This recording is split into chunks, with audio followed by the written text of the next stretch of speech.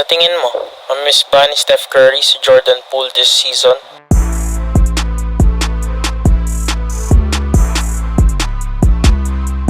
Matapos nilang talunin ang Boston Celtics sa 2022 NBA Finals para sa kanilang 4th NBA Championship in 7 years, naging roller coaster naman ang sumunod na season para sa Golden State Warriors. Bukod sa pagsuntok ni Draymond Green kay Jordan Poole nung start of season, sila rin ay dumaan sa injuries at team chemistry problems.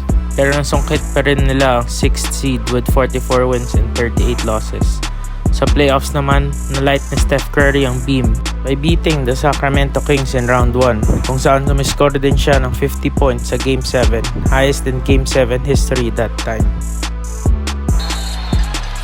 35 years old, he's still carrying his team, he's still dominating his opponent.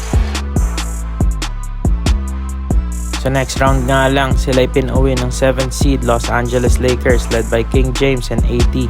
Nakita nga dito ang kakulangan ng Warriors sa firepower at size last season. Nagiging stale din ang opensa ng Warriors habang nakaupo si Steph Curry sa bench. Welcome nga pala Beyonders sa NBA 545, presented by Beyond Highlights, ang daily series kung saan ipapakilala sa inyo ang storya ng top 5 NBA teams to watch this coming season.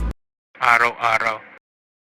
This is episode 1, Golden State Warriors. Now back to the episode.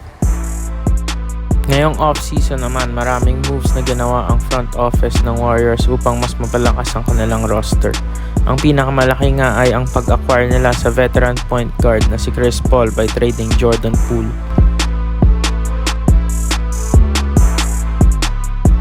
Si Chris Paul or si CP3 ay nabigyan ng nickname na point guard dahil sa kanyang legendary playmaking ability at court vision. Ito ay isang magandang addition sa team na tulad ng Warriors na kilala sa kanilang ball movement dahil sila ay mas maraming magagawang plays na magbibigay ng open shots with or without Steph Curry on the court. Sa first year nga ni Chris Paul sa kanyang previous team ay nakaabot agad sila ng koponan sa NBA Finals.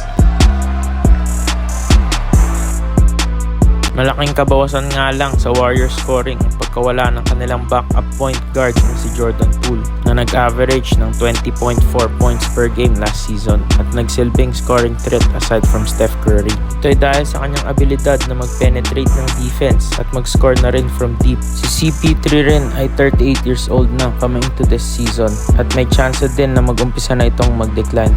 So,